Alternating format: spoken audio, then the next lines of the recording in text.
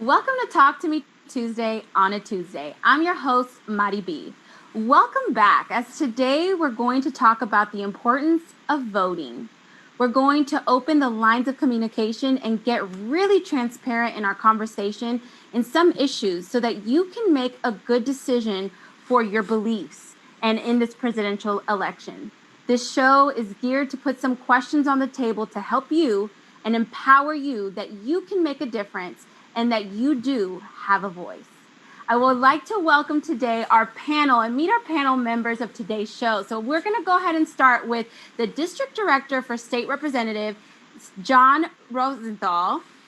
This is April Henshaw, so welcome. Hi, thank you so much for having me, Mari.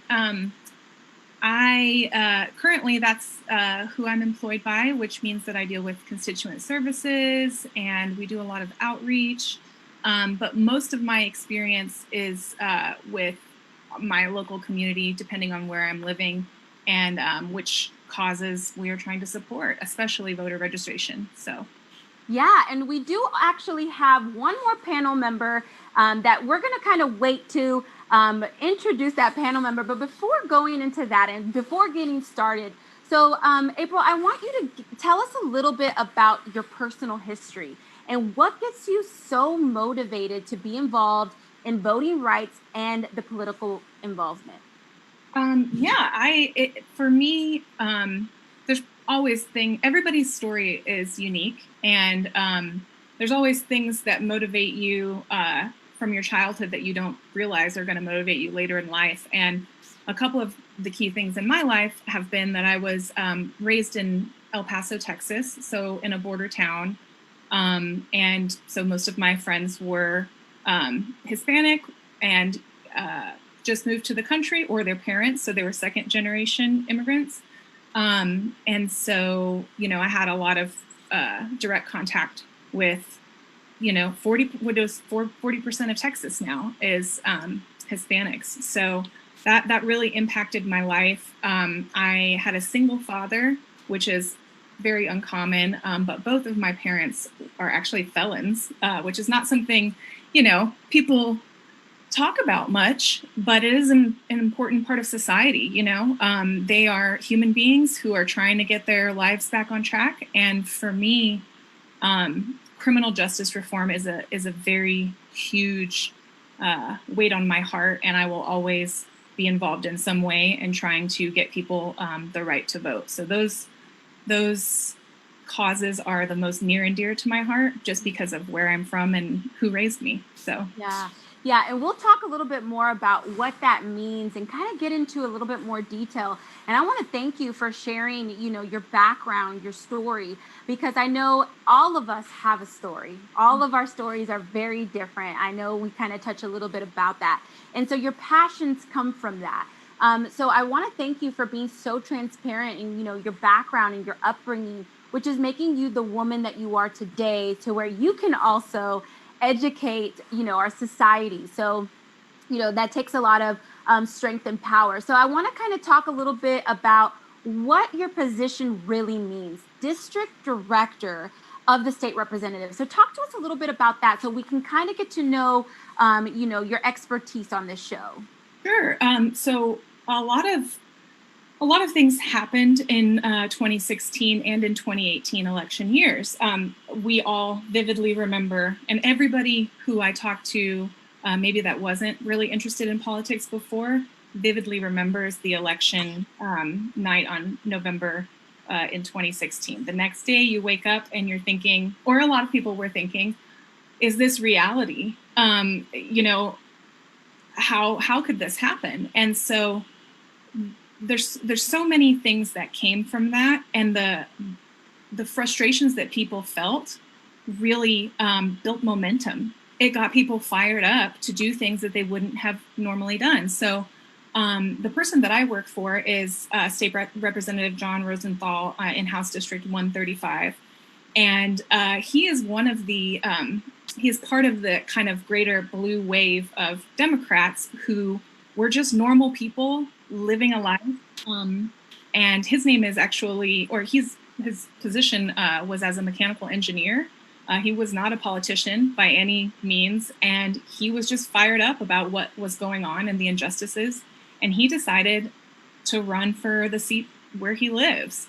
And so he actually beat an incumbent who had been there for 13 legislative sessions. So for about 26 years or so, there was a Republican holding that seat. And my great boss, John Rosenthal, managed to win that election. So he's just living proof of a person who has progressive values and who wants to do the work, and just ended up running. You know, he's a normal person who got fired up by all of these really negative changes that were going on in our society after the election. So let me tell you why I love that, because you are motivating a lot of people that are watching today, right now, that they too can be in these seats, in these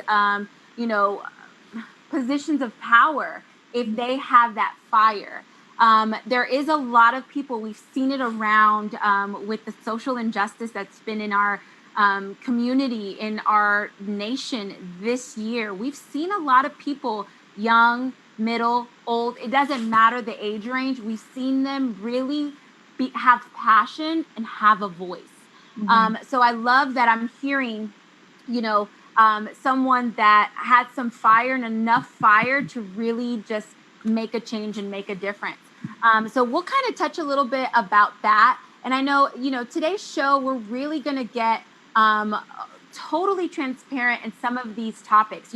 Some of these topics, they may be a little bit heavy. They may be a little bit, too in your face. But I think what's helping our society and our nation is that we are putting these conversations at the table, and we're sitting down, rolling up our sleeves and saying, let's talk about it. So April, I know I invited you to come on the show, and I want to thank you. So how do you feel that we're going to be talking about some very transparent, open conversations? I think it's so important, because it's what we need to be doing. Values aren't anything but talking points if you're not doing anything. And I'm definitely not in the interest of shaming or blaming anybody for not doing anything politically, because everybody's just trying to get by. People have a lot of things going on in their lives, and you don't know their struggles. However, those are the things that we're voting for. Those values that you hold so close to your heart. Like, just last week, I think there was Daughter's Day, and everybody was using the hashtag and saying, oh, happy Daughter's Day. And I was like, I didn't know that this was a holiday now. But I thought, if we really wanted these fathers to celebrate their daughters, because that's what I saw on my timeline, why wouldn't they go out and vote too? You know what I mean? There's so many ways to express your values and your priorities in your family by going and voting.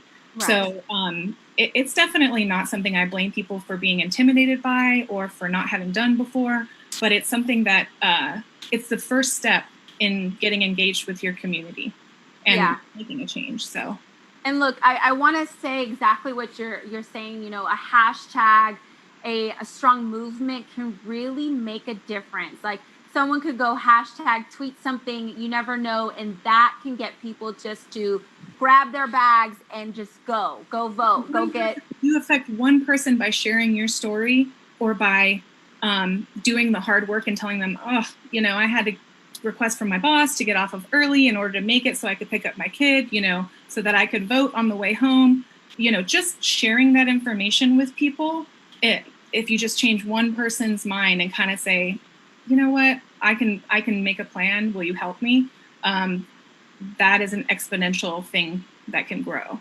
So absolutely. I think we want that movement to be positive, and I really strongly appreciate you saying, we're not on this show to steer during certain opinions. We're not shaming, none of that. We're really here to give solid, found topics to where we can have that discussion, and we want to welcome you guys also to have the discussion with us, open lines of communication. So I do have another panel member that's going to tune in here in a little bit. We're just kind of waiting for that panel member to come. So we'll go ahead and get started. So, you told us a little bit about your personal history. You told us a little bit about, your political involvement. So I love the passion, April, that you bring to the table. I love the knowledge that you bring to the table. So, registration is closed for some states, okay? Some are just done. You can't do anything. And, we're going to be showing on the screen here shortly which states have met their deadline and which still have some time. So I want you to kind of, tell us of how important it is to register to vote. Yeah, absolutely. So in Texas, the last day to register to vote was actually Monday, October 5th. But just like you said, every state does something different. It's one of those things where they default to the state.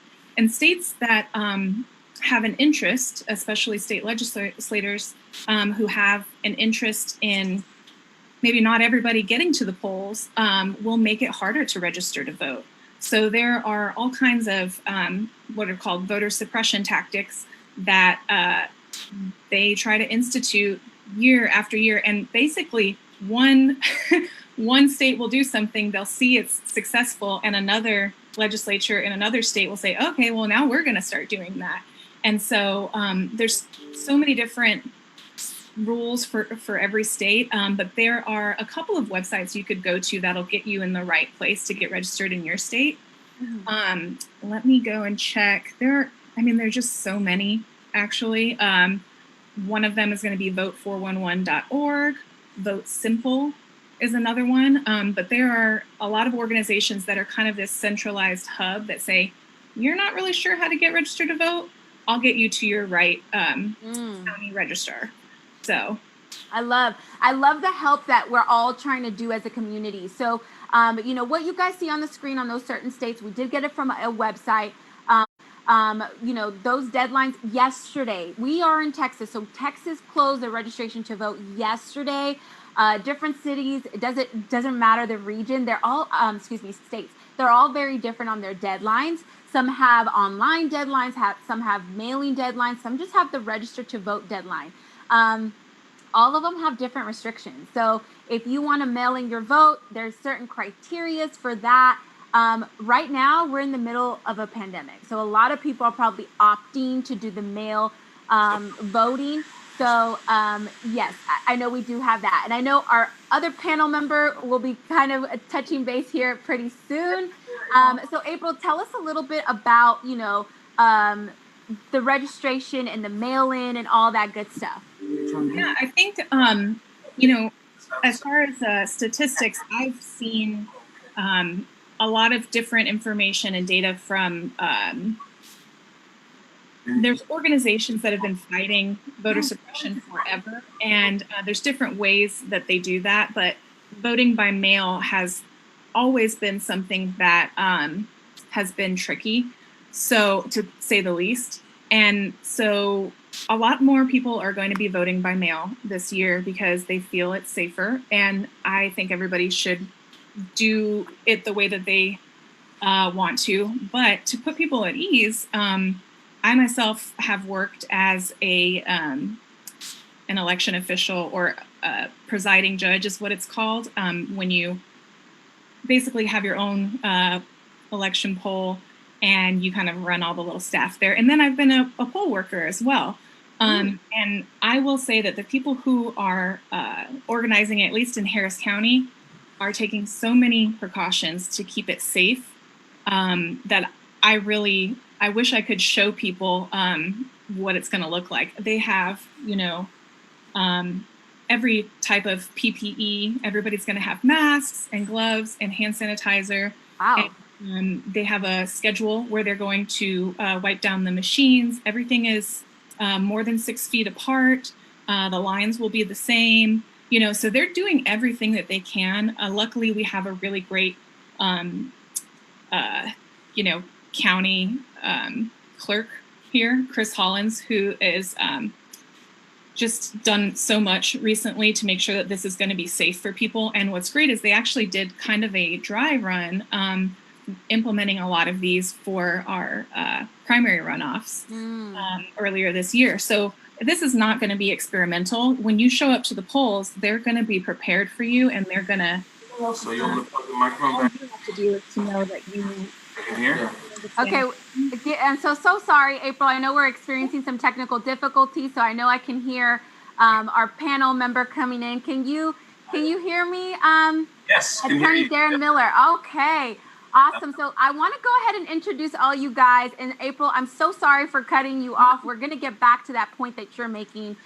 So I want to go ahead and introduce our founding partner of D. Miller and Associates PLLC, Attorney Darren Miller, who is on, the show right now. We kind of already started talking, very transparent, open conversation. Right. And so I want to go back to April. I know you were getting to a really, really good point, and that point that you were making is that the polls are ready for you guys. Now, to support as many people as some of these cities and states hold, how do you think that that's going to get them all within, because there's time frames, right? You got to get all the people within a certain time. If not, you got to go back tomorrow. Tell us a little bit about how that's going to move really smooth. Well, some of the changes that were made here in Harris County, and like I said, I can speak directly for Harris County, but it's a great example of what a lot of the Democratic leaders have changed in the last year or two in really big hubs. And so a lot of things that have changed are in Harris County, they're going to have a 24-hour voting center, which is crazy. Like, wow, I mean, 24 hours, yeah. If you work the night shift and you're a nurse and you get off at 6 o'clock in the morning, you can go and vote. I mean, yeah, it's going to be a hassle, but way less of a hassle. So it's really making it more available to people, the things that were orchestrated by the Harris County clerk. And in Harris County alone, there's more than 800 polling locations. So a common misconception, I know, I think Darren had heard about this news where the mail-in ballots are having to be turned in one location in Harris County. So over, 4.6 million people are supposed to drop off their completed ballot in one location. And that is a new change that was coming straight from Governor Abbott. But here's the thing, there are way more polling locations and extended early voting hours this year than there ever have been. So if you've ever been to vote early, I don't know if you've ever been, but it is the quickest in and out thing ever. It's unbelievable. I did that last year, April. It was just like, whoa, this is not a hassle at all. You're in and out. It's crazy. Yeah. Everyone should be voting early and encouraging their cousins, sisters, everybody else. Vote early. Don't worry about the lines, because they're not going to be lines when you go early. Yes. And if there are, they're not going to be anything like Election Day. So right. Election Day is exciting. And for some families, like I just read this Stacey Abrams book, and she talks about the legacy in her family of going and voting on Election Day. And it always felt special, but when you're wanting to feel safe and you're wanting to make sure that there's no way your vote's not going to count, early voting is the best way to do that, in my opinion. I saw last night, I watched my wife and I were watching the news, and I was appalled because they gave every indication that the only voting location available is going to be down at NRG. It's like, that's ridiculous. Yeah. It's ridiculous. It's like, and oh gosh, so what's the picture that it paints? Oh gosh, millions of people going to one location? Don't even worry about it. I'm not going to do it. And it's this type of misinformation that creates the problem, especially with people that need to get to those polls. Yeah. And really now is such a vital time. Now is what politicos call GOTV. So get out the vote time is like the 3-4 weeks right before the election where right. people start paying attention. So some people just, they've got other stuff going on in their life. Like I said, let's say they're a nurse in an ER right now. Like they don't have the bandwidth to know everything about politics. But 3 or 4 weeks out, they start paying attention and going, okay, where can I go? What can I do? And there's statistics, I would have to look to find them, that show basically if you make a plan to vote, your turnout is going to be so much higher. So the biggest thing you can do with your friends and family is to help them make a plan. If they go, oh no, my vote's not going to count, sit down with them and say, well, how would you get there? Do you need a ride? You know, the Metro is giving free rides that day. Ride Share to Vote is an organization in Houston who give you a ride. There's so many details that make it seem really difficult, and people just need someone to sit there and help them make a plan. Right. You know, perfect example, April. So one of the things that we're doing, and I think you and I talked about this off camera, is that we have 127 employees here. And so what we're doing is like, look, everybody who wants to vote, we will pay you to vote, just as long as you encourage your friends, family, for whoever, whatever party affiliation they want, but encourage everybody you know to vote. Take them with you, take your friends, take your family, but get out there and vote. As long as we do that, make your voice being heard, that's how we make changes in society. So they're getting time off, paid time off to go. You're damn right. And every employer should be doing the same thing, man. This is so important. We cannot wait until next time. This has to happen now. Yeah. And that's the kind of thing where you set the precedent. You say, hey, listen, you don't have to come to me and ask for this time off. This is a priority for all of us. And I'm going to let you know that by, you know, extending that to you.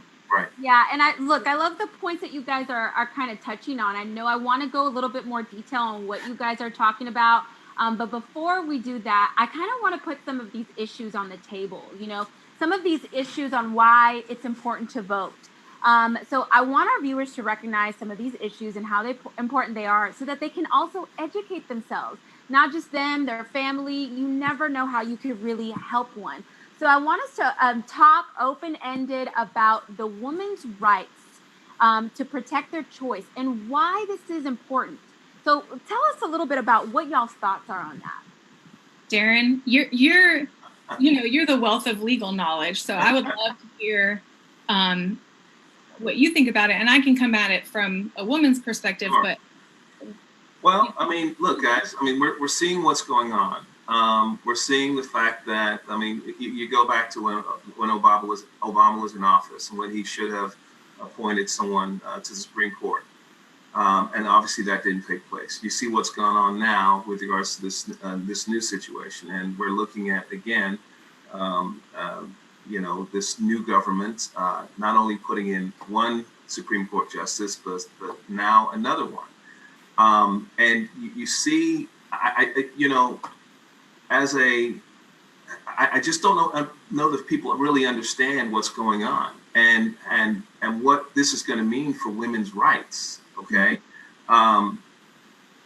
very soon, it's going to be up to this panel here to decide whether or not a young lady who has who's having a baby is going to be able to make the choice as to whether or not she can have that child or not. She's not going to have that choice. It's being set up right now to where, God forbid, something happens, whether it's a rape situation, unwanted pregnancy, or whatever. Look, I know this is a very touchy area, okay? But what I also know is that women, I believe, should have the right to make certain decisions over their own body. But what I don't believe should happen, quite frankly, is that some governing body is going to change and erode the status quo. And basically, we're going to go back 50 years. And I don't know that people really realize what the hell is going on here if we don't get out and make our voices be heard. And honestly, it is disproportionately affecting people who are in poverty, and that's people of color and Black people in the South. Is the largest number of people who already don't have access to a lot of the health care that they need. And this is just going to make it even more so. So, you know, Planned Parenthood, I believe it's something like 60 or 70% of the people who go there don't have other health care. So they're going there because they don't have a primary care physician, because they need to get an annual checkup. And so those kinds of places, without being able to service people in every healthcare need, are not going to have the funding or the access or the staff to do the rest of their healthcare services. So yeah, it's going to trickle down in ways that, you know, aren't controversial at all. So yeah, and that's, these are very important topics, and you guys have to kind of see how it may affect your beliefs, all that good stuff. I know we're talking about the woman's rights, and that could be on the abortion side. We're talking about Planned Parenthood, all that good stuff. Now, there's another big issue that we kind of touched about a little bit earlier in the show. The biggest issue we have is making it hard for some people to vote. In some states, locations are limited on dropping your mail ballot, or even locations to vote. So now I kind of want you to get into this part on why it's becoming hard for people to vote. What are y'all's thoughts on this? Do you want to go first, Jared? Go for it. So, it's so frustrating, and I'm saying this from a place of complete privilege. I have every reason to be able to easily get off of work early, go vote, get my driver's license renewed during a pandemic. I have a lot of conveniences, and still voting is hard because states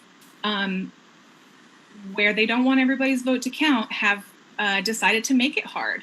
And the people that it's hardest for, so here's one really great example of in-person suppression that was very obvious to me. So when I was, the first time I was an election judge a few years ago, I think it was maybe 3 years ago, I was assigned to this middle school. It was during a primary.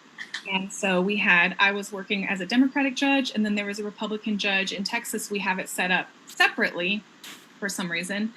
And we were sitting directly across from each other. And what I really noticed was that the polls were open from 7 a.m. to 7 p.m. that day.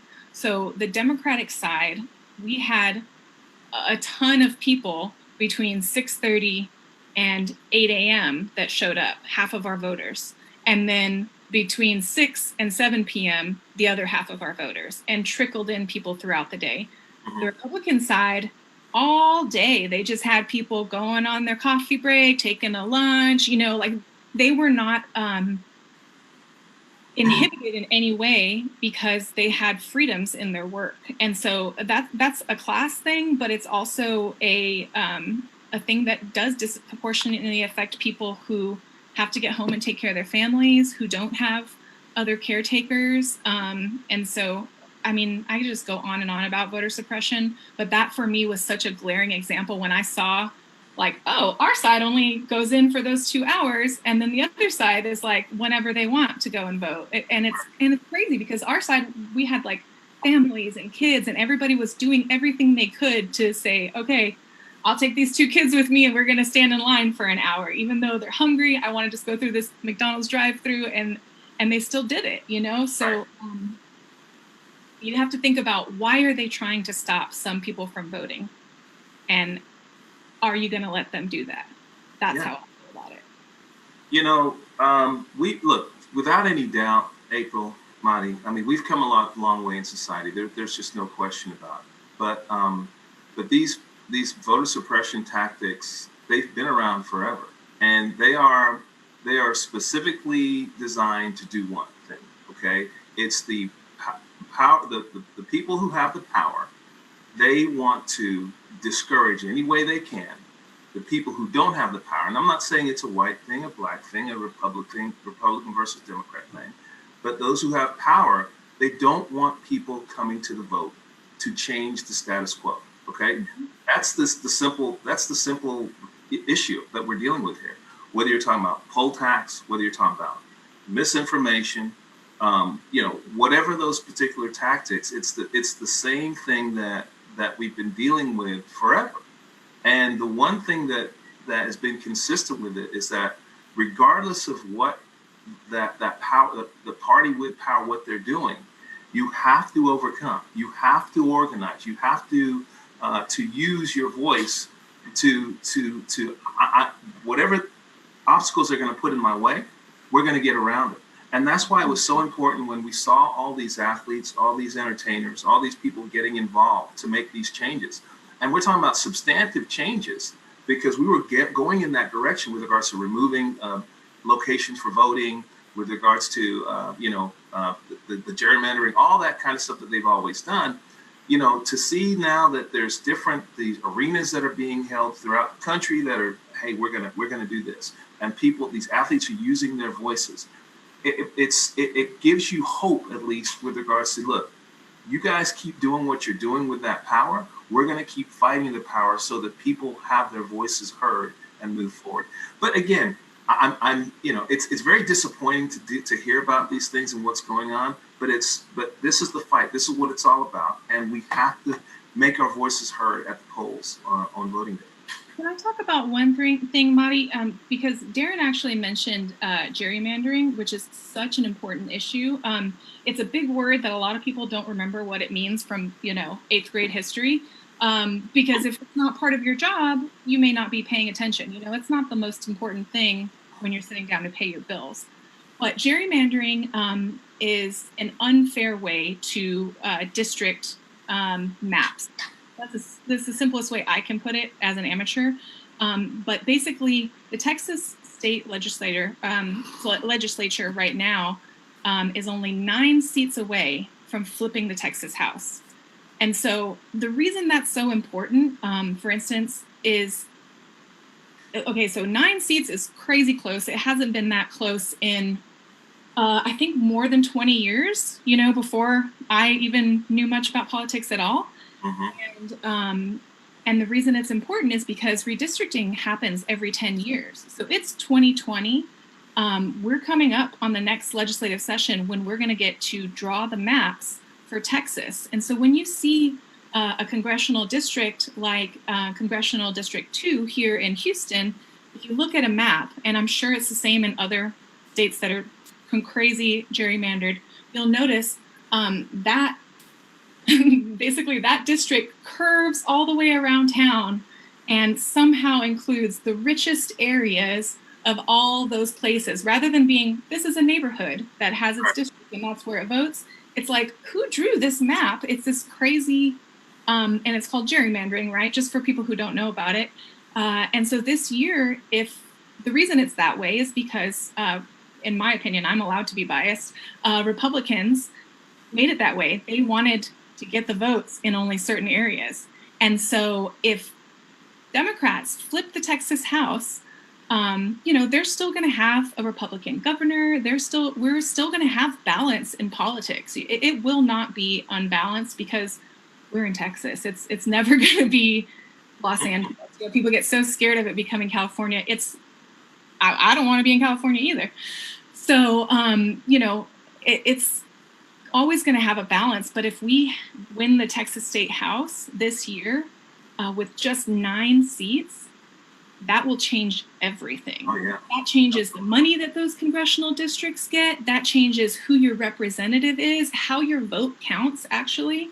And that sounds really confusing, but really there's websites set up like Eyesightwith.com that you can go to and just figure out where your values lie. Because a lot of people say, oh, I don't really care about that, or I don't have an opinion about this. And that's totally fine. You don't have to be an expert in everything. I definitely don't claim to be. But if there are values that matter to you and you go to a website like that, they actually will show you who your values line up with, like which candidates. And I think a lot of people would be very surprised if they put their values in there, who that aligns with.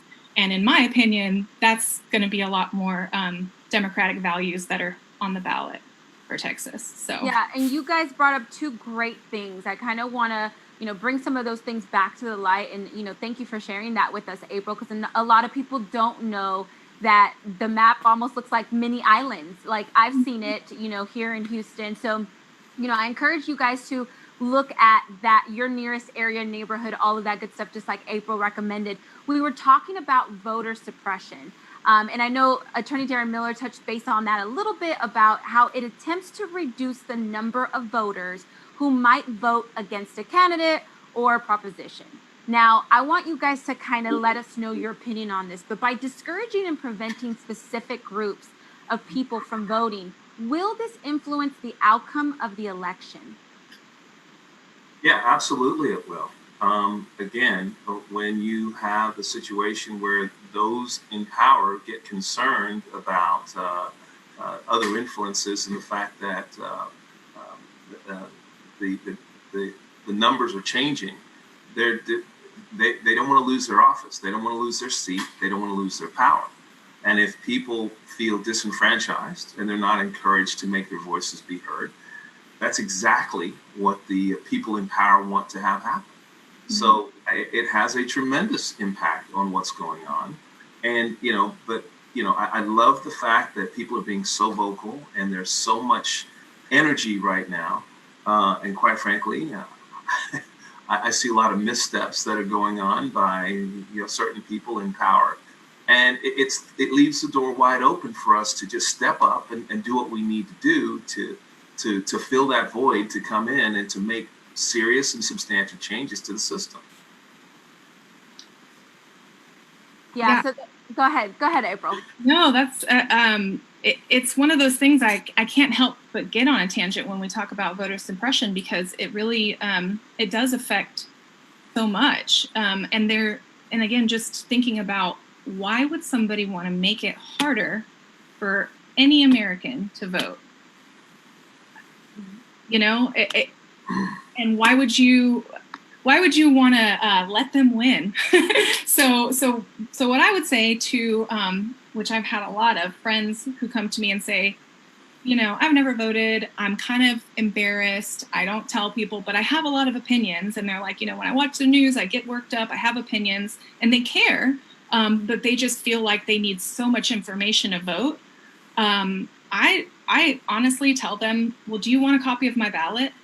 And I literally hand out copies of my sample ballot, which is on paper, because one of the voter suppression tactics that they use is not being able to, well, I wouldn't say this is a voter suppression tactic, but it's one of the things that makes it scary is they tell you, hey, turn off your phone as soon as you get in here. You're not allowed to have your phone with you, because the world is digital now. So they think that they act like people are going to take pictures of stuff when really people have got notes about who they're going to vote for on their phone. And so if you print out a copy of who you're going to vote for, that's the easiest way, and just have a cheat sheet. So I literally text people like screenshots of my ballot, and I say, this is who I'm voting for. And if they have questions about somebody or they disagree, they change this or that. But the rest of them, most of my friends trust that our values are very aligned. And so anybody that they don't know, they will vote for the people that I handed them the answers for. So it sounds crazy, but really people just want you to tell them how to do what they already want to do because they're not feeling confident about it. So. Yeah. And look, I want to kind of touch a little bit more of the ballot situation here in a little bit, because that's very smart. I think you're onto something, April, and I kind of want to, uncover that a little bit. Now, you've mentioned something, April. You have emotions. You kind of are angry and all that good stuff. And if you guys are watching right now, you're feeling the same emotions. We're going to play a video that's going to be while we're talking of your area, your state, and if you still have the ability to go register to vote. So I want you guys go now, register to vote. In the state of Texas, it did close yesterday, but there's still certain states that are open to register to vote, whether it's online, mail, or, just being able to register to vote. So have that option. We're playing that right now on the screen. Now, just like April, this may make a lot of people either angry or, get anxiety. Like, how can this happen? And mind you, we're in the middle of a pandemic, okay? So how can we exercise and demand our voting rights? What do you think, Darren? Look, by educating yourself, by getting involved, by not getting frustrated. I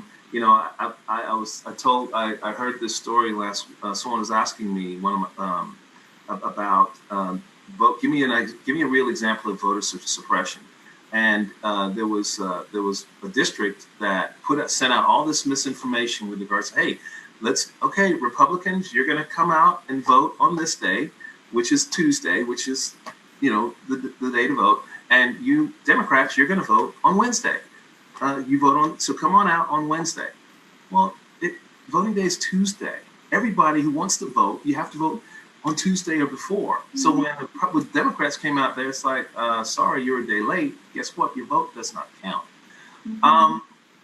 Look, the fact that it's on Tuesday also is a tactic. It's like that's when most people are working, and exactly. And for you guys right now, can you tell the audience that voting last final day for voting? So right now we can get it, write it down, put it on your phone, write it on a piece of paper, so we all know what is that last day. April? Tuesday, November 3rd is election day nationwide. However, as it stands right now in Texas, early voting is supposed to start October 13th. There's a possibility that could change.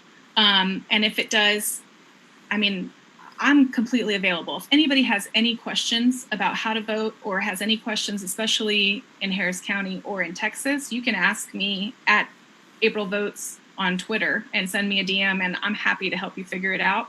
But here, you can start voting October 13th. Places like Ohio started early voting this morning. So there are lines around the block in Ohio 10 minutes before the polls opened, and every single person was wearing a mask, and everybody was giving each other space, and everybody just seemed to be in a good mood. And I think seeing those images and sharing those images with your friends and family gets amped up, because if everybody in America voted, things would look very, very different. We would not have the same leadership that we do.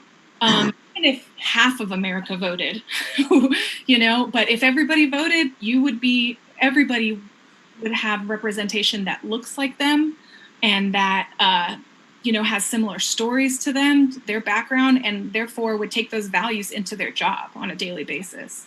You know, again, there's so much apathy based upon, you know, being disenfranchised, and especially with, look, my own people. If my Black people went to the polls and voted and exercised their right, which we need them to do for this election, things could be, and I expect them to be, very, very, very different.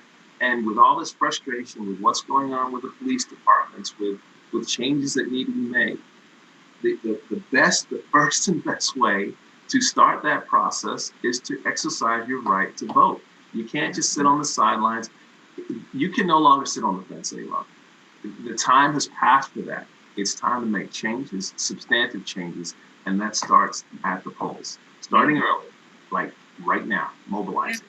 I mean, honestly, I think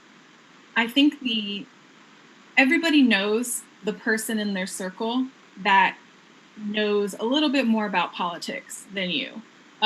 For me, it's my partner. Like, I'm deep in it, and yet he is just such a history buff, and he loves data and analytics and stuff. So sometimes I go to him and I say, what do you think about this? And we talk about it. And so I think everybody who maybe goes home and complains about the president should take that conversation and go a little bit further and really find that person that you trust and see if you can get some direction from them. Say, hey, I'm not really sure how I'm supposed to do this. I don't even know what website I'm supposed to go to, because I think that when people get defensive and when people brush things off, it's because they need confidence, and it's really hard to come by externally from strangers. But if your mom gives you confidence, or your brother gives you confidence, and you know, make a plan to vote together, that's going to stick, and that's going to be a part of your family traditions, you know, and it's going to be a point of pride, so that you can, honestly, when I get home and I complain about politics or something on the news, it does not stress me out nearly as much as it would if I didn't do anything in my free time. Right. So, I mean, politics is partially my job because I work for the state, but really most of what I do is in my free time. And so just by knowing that I registered 20 voters, you know, the other day, or just by knowing that I've sent out postcards to all of my neighbors, I know that I did everything I could. And if we don't make it, or if my party doesn't win, I know that I did everything that I could. And it's a stress reliever, honestly. Yep. Yeah. And, you know, you just kind of said have those conversations, go deeper. I know that's what the show's about, to go deeper in that conversation. And now, two things that both of you guys actually mentioned this, and I actually want to share this with you guys, is the Voting Rights Act of 1965. And I kind of want to share this with you guys because I kind of want to highlight a good point. So this was signed into law by President Lyndon B. Johnson, aimed to overcome legal barriers at the state and local levels that prevented African Americans from exercising their right to vote as guaranteed under the 15th Amendment to the U.S. Constitution.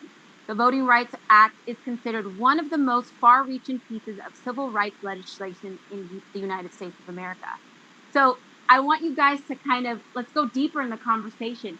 Is there any kind of correlation between the two, voter suppression and the Voting Rights Act? Yeah, I'm going to take over the legal side. Look, I think there's an absolute correlation between the two. When you look at the Voting Rights Act, what was going on in the '60s, again, it was meant to mobilize to create substantive change, to encourage, to let people know that times were changing and things had to become different. And for a long time, there's no question those things have worked. Okay. I mean, look, I'm going to be first to say that it started with movements like the Civil Rights Movement, the Voting Rights Act. People got involved, and look, Obama was the president a while back. Hey, fantastic! So we're moving forward, okay? But then I think what you're starting to see now is like those rights are being eroded. Okay, the party that's in power now is saying, wait a minute, too much of that, and we're going to start to pull it back. Okay, you look at the different affirmative action issues that have helped to integrate to make your collegiate experience different. For example, those things are being pulled back. You look at the makeup of certain business and companies with regards to different hiring practices. Those things are being pulled back. I mean, you look at the NFL, for example. Look at the fact that, in terms of coaching, they've enacted laws whereas, okay, we're going to have certain people, have certain minorities interviewed so they can have an opportunity to be at that particular level. Well, the movement now is to pull all that stuff back, to erode it. It's no longer needed. Racism is over. We don't need that stuff anymore. And what do you see as a direct result of it? My own school, I love my school, Texas A&M. I'm wearing my ring right now. Because of the way in which they're looking at the numbers now, every year, the number of minorities that are going to the schools is continuing to diminish, and it's going away. It's the same thing with the voting rights. I mention these things because what the status quo suggests is that, hey, we fixed that. We fixed that with the Voting Rights Act, so everything's okay. We don't need to enact these things. We can pull back from them, and it's still, we're going to have the same right things are going to happen. Well, clearly, that's not happening. There's any number of 100. There's 100 different examples as to what we could an example of these particular issues, but we still have a lot of work to do to unfortunately to force people to do certain things to make the playing field fair for everybody. Mm-hmm. April, what are your thoughts? My thoughts are, Lyndon B. Johnson was technically a Democrat, but there are always going to be people on either side that are not going to do anything unless they get pressured. And so it was not his idea to have the Voting Rights Act established in the first place.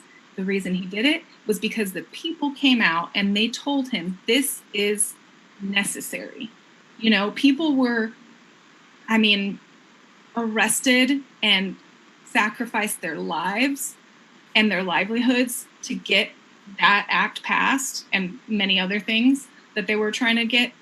But it took so many just regular people to show pressure on making a big difference that that's the only way to do it.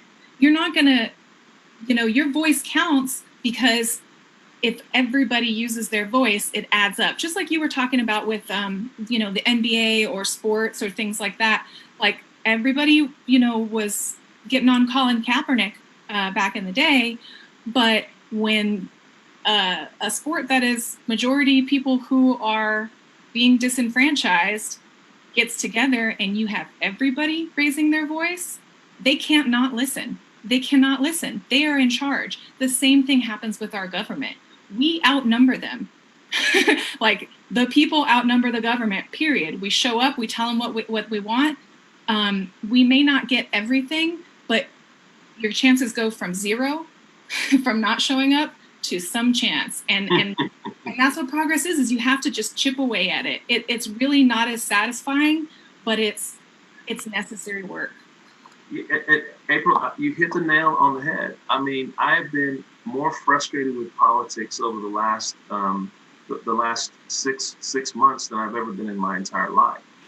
But what I also realize is that if I don't stand up and make my voice be heard and do something, I see where this is going. I see the direction it's going. Mm-hmm. And while it's okay, it might be okay for me as an older, I'm an old guy now, but my kids are coming up behind me. And if I don't do something to start the process, we're going to stop that crap and we're going to head this back in the right direction. Come on.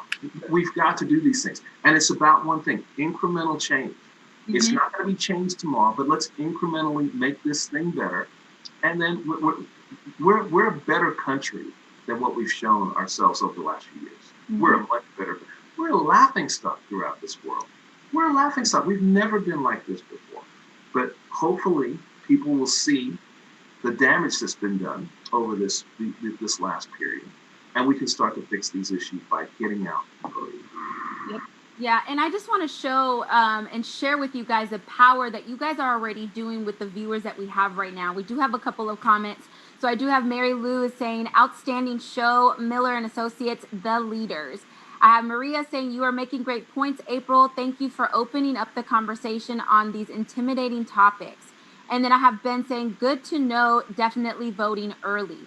So this is what it's about. It's just, our viewers that are watching, even if they feel timid, all that good stuff is giving them confidence they do matter. So now I kind of want to talk about what resources and steps that our viewers should take when deciding who to vote for. Now, April, I know you touched on a couple of things earlier, and I want to kind of revisit those things right now on what people can do to help their decision on who to vote for before they get to the polls.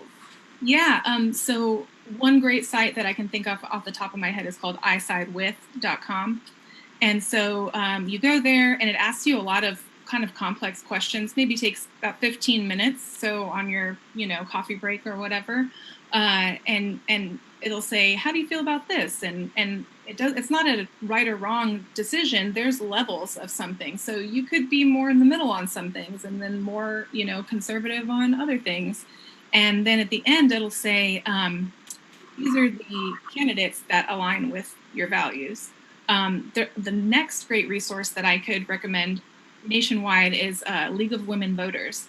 So League of Women Voters is a nonpartisan organization, and everywhere that they have a chapter, they have a voter's guide. So for League of Women Voters Houston, I think it's lwvhouston.org, I want to say, but if you just type in League of Women Voters and whatever city or area you live in, so if you live in a small town, you might type in the county or your state, they have a voter's guide on there. And it gives you nonpartisan, this is where they stand on this is what they said about this issue, here's who's on the ballot, so that it's really condensed into one place. And, you can do your homework on it. But really, I think the best tools that you can have are your friends and family that you trust their opinions and you think that they know a little bit more about it anyway, because those discussions will help you to decide which of your values are most important in those ways. But as far as tools and resources, there's so many tools and resources beyond just voting that I would love to talk to you about that at length another time, Darren, because getting involved in your community is past the voting, Running for office is what all of these people need to think that they are capable of doing. Everyone is qualified. Look at our president. I'm sorry, but everyone is now qualified and overqualified to run for office, period. That man has never interviewed for a job in his life, and he is president of the United States. Think about how many jobs most people have had in their lives, and they've, had to prepare for and learn really hard jobs. You can do the same thing when you're running for office. And there's organizations that will help you every step of the way. They'll tell you exactly who you need to meet, exactly how you raise some money to do it, exactly how you get people to know your name. Annie's List is a really great one in Texas, and they specifically try and boost up women of color that are progressives in Texas. So they'll help you find a campaign manager. They'll help you do the whole thing. So you don't have to do it alone. If somebody want to take that next step, we can talk about that later too, because there's a ton of resources for it. I just get so excited. I could talk about this all day. Yeah, April, you bring up a great point. When you're talking about our president, someone told me this. I was visiting a friend's house the other day, and they were talking about it was more complicated to have the president qualified to be a game show host, for his show, as opposed to qualify to be president. I mean, just think of the ramifications of that. It was a more complicated process for him to run some "you're fired" game show as opposed to being the president. That's just crazy. It's crazy. You don't get fired if you do a bad job. It's just like. And the news cycle is moving so fast that's why it is overwhelming to people, because they're just like, I'm overwhelmed by so much that's happening. But I encourage people, you can stay informed without knowing everything that Donald Trump is doing every day of your life, because that's not good for your mental health. I don't care what side you're on. I really think that's not going to help anybody to get motivated to do the real work, which is in your communities. Right. So, not only should you be activating your friends and family, but if you go to a church and people are talking about justice there, and they're talking about loving your neighbor, like that's aligned with your values. Like, politics are your values, and your morals are not separated from that. So I feel like you shouldn't be ashamed to talk about politics. And now, because they think it's so divisive, that's just, you're not going to find progress. And you don't have to argue with anybody, really just listening. And I feel like I've been doing way more talking than usual, which is crazy. But I really like to listen to people. And that's how you change minds and hearts, is by asking them why they feel a certain way, because they will go on forever and tell you. But if you just try to kind of dig in to them and tell them what they should be doing, and they should be like, it's easy to just say vote. It's much harder to say, hey, do you know where to find information? Do you know how you're going to get to the polls? Can we make a plan together? Do you want a copy of my sample ballot? I mean, those take a lot more work, and you're going to see much better results if you take the time to do that with your friends and family. And I know, Attorney Darren Miller, you're about to make a great comment. I already know. We're going to put those links on the comment section, because April, you have amazing links that, our viewers may want to go right now after the show. I also, once Attorney Darren Miller gets his point, I want you to touch a little bit more on the sample ballots. Where can people go look at that, print it, all that, do their research? I think that's what's important, because that is intimidating our viewers on, should I go, should I not, where do I vote? So I want you to kind of get a little bit deeper on the sample ballots, on what they can do. But right after Attorney Darren Miller with your comment. So I was playing racquetball last month with one of my buddies who happens to have differing political opinions than I. And he's like, yeah, man, we got to repeal this Obamacare. I said, okay, that's cool. You want to repeal it? Okay. I said, okay, so then tell me about the finer points of your healthcare plan. Let me know about that. Well, okay, I don't know about it right now, but I'm going to come back. I'm going to find out, and I'm going to bring it back. I said, that's fine, because I've been looking for the information on that for the last few years, and I don't see it. Because look, I want to make an informed decision. Mm-hmm. So if you can educate me with something, let me know. And so a couple of days later, when we came back, and I said, "Okay, what do you got? Tell me what you have." You know, well, I don't have anything. I said, exactly. So you're talking about repeal. That's fine. But what are you going to replace it with? Because I know you don't have health care insurance. So what are you going to do? What's your game plan? Mm-hmm. You know what? I have to do more investigation. So it's those little subtleties to get people to, when you know certain things that are going on, and you get them to investigate. It's like, oh boy, maybe things aren't just everything that I hear. I need to do the research and find out that maybe I'm not on the strongest footing as I thought I was. Mm-hmm. And I think that's very healthy to challenge, what is the better solution, so that way you can have a good opinion, and maybe it gets them thinking, or maybe it gets your friend, spouse, or whoever to go do some more research on those beliefs, on those candidates, and all that good stuff. So I think the fact that you did a challenging question, it was for more you to get more knowledge on the other side. However, I think it got him thinking too. So I think that's also pretty genius. Now, April, share with us your genius on how you kind of come up with the sample ballots, and how you kind of were helping out your friends, because you probably can't take your phone.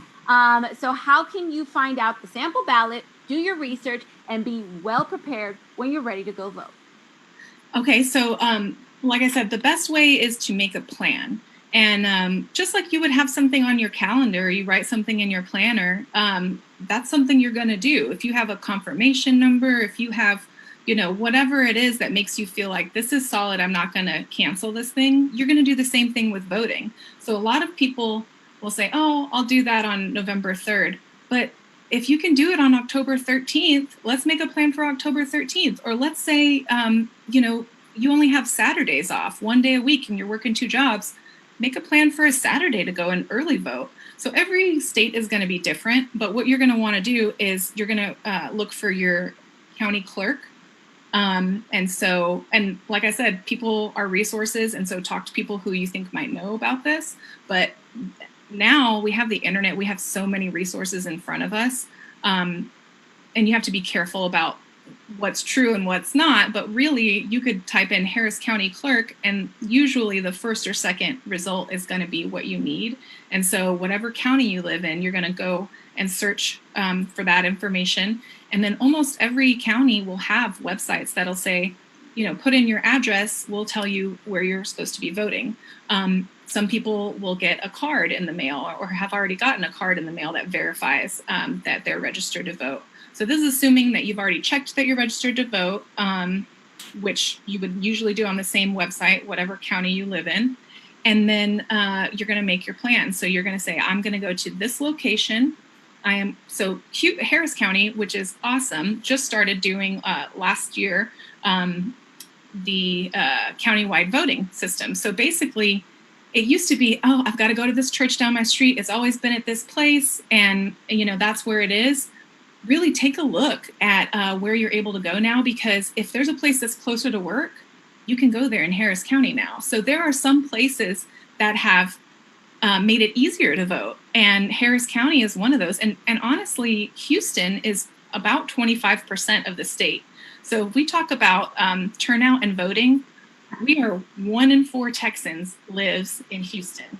And so if we can make a plan to go and vote at one of those more than 800 polling locations, and we can go to any one that we want, and one of them is 24 hours availability, and one of them is actually they think there's 10 drive-through locations. Wow. You went to harrisvotes.com. You can literally find what's the closest drive-through location where I don't have to walk in or deal with people. I'm willing to just sit in my car and chill and eat some takeout after my long shift. Like, you can do that. So just make your plan, pick a date, put it on your calendar. Right. And then on that same county website or League of Women Voters, both places usually have a sample ballot. So you can fill that out. Sometimes you have to print it and write it out, and sometimes you can fill it out online and then print it. But either way, you can take it with you, and then you're just going to feel prepared. It's going to say what forms of ID they take, which every state is completely different. And it's going to give you some information about, you need to bring a mask Should you put a granola bar in your bag? Is your kid going to get like crabbies standing in line?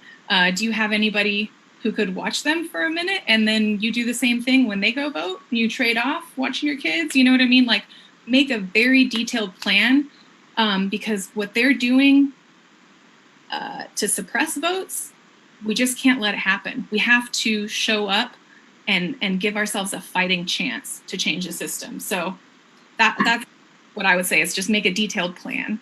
Show up and show out. So thank you, April, for sharing that detailed plan. What are your thoughts about that detailed plan that April shared with us, Attorney Darren Miller?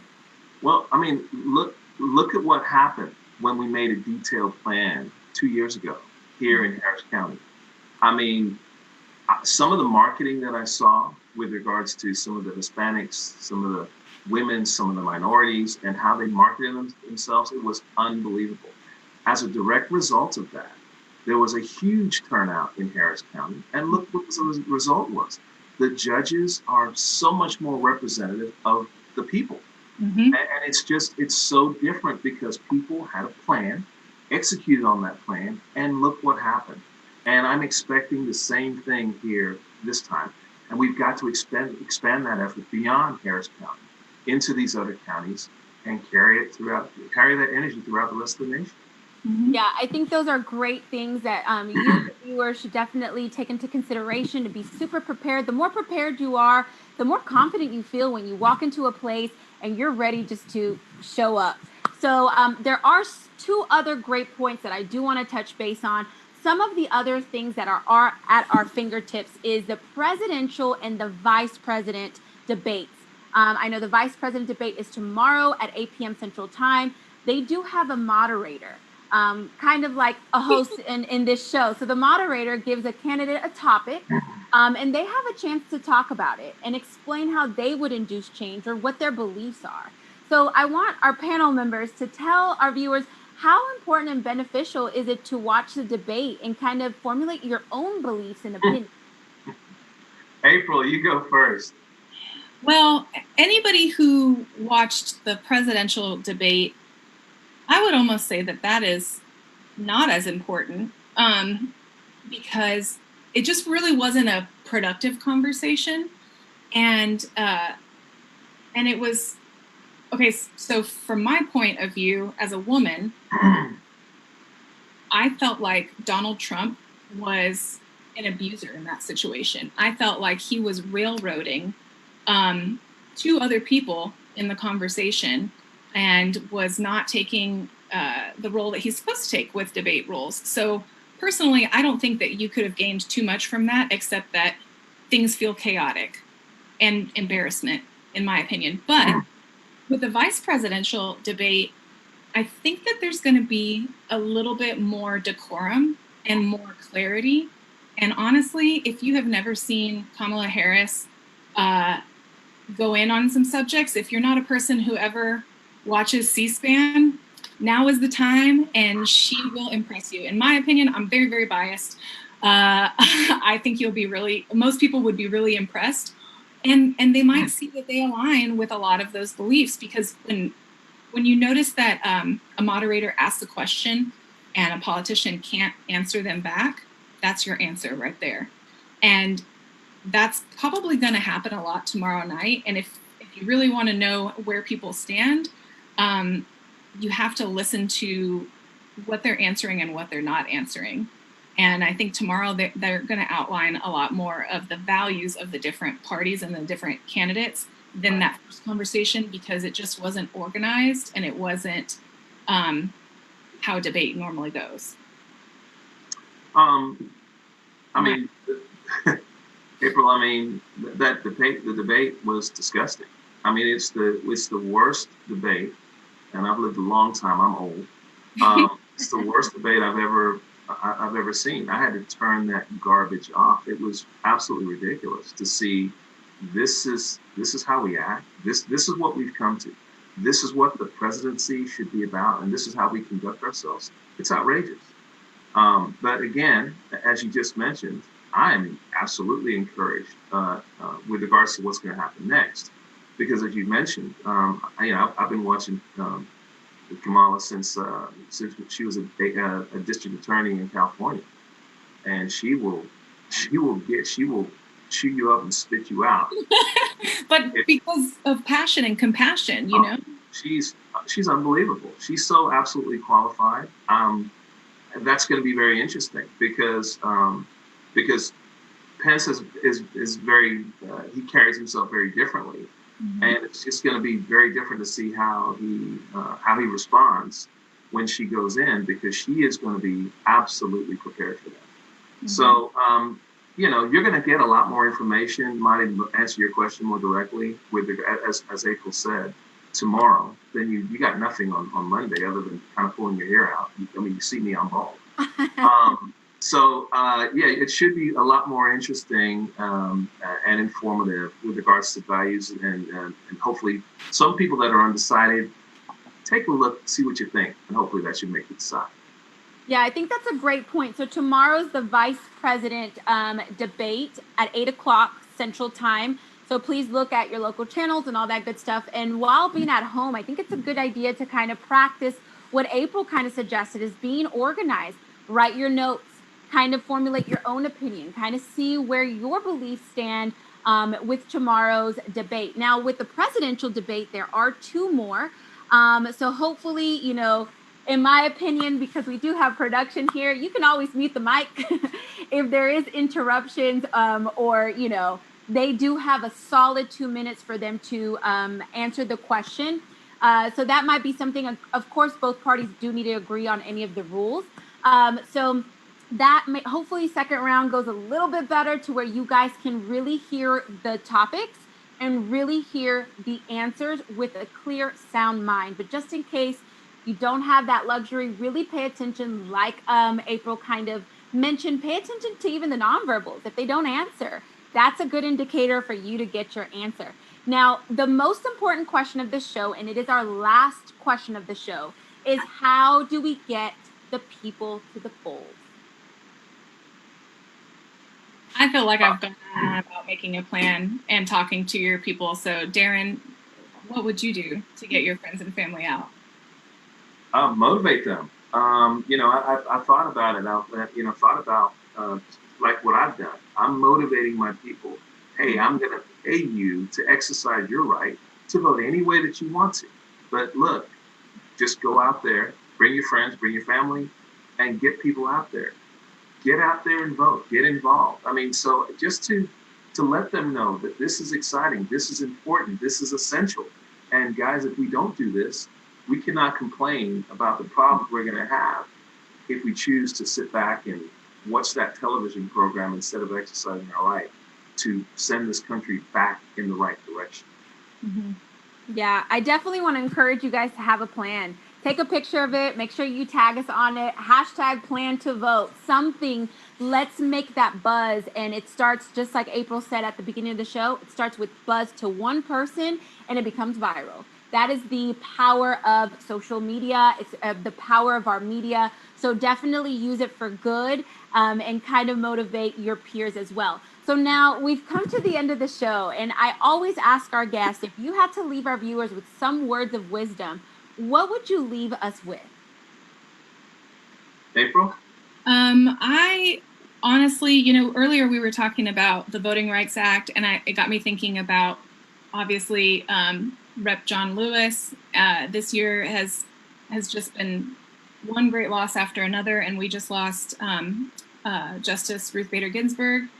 And those were people who worked little by little their entire lives to make change. So I would just encourage people to not be discouraged by incremental change, and to do what you can for as long as you can, because I think John Lewis said, ours is not the struggle of today or a week or a year, it's the struggle of a lifetime. And we have to continue to press on, and each generation needs to do their part, because there's no guarantee. You know, if you look around the world, we just can't take for granted that America will always be a democracy and that we will all have as many rights as we do. We need to keep going in the right direction. and not regress. So the only way we can do that is if we start instituting that incremental change and everybody does their part. So on their in their memory is what I was trying to get at. I love it. I got the point right off the bat, April. Let me start off by saying, Mary Lou, hi. Get well soon. You're out there on the West Coast. We love you here and can't wait to see you again next year. But to answer your question, April, I think that's a great point. Losing Mr. Lewis was just unbelievable. He's done so much, been fighting this for so long. I've watched him evolve, holding hand in hand with Martin Luther King, of course, and just to watch the great things that he's done and the strides that he's made. You just think about it and kind of where he started and getting arrested and thrown in jail and getting beat up and things of that nature to where he ended up and the great changes that he's made throughout his life.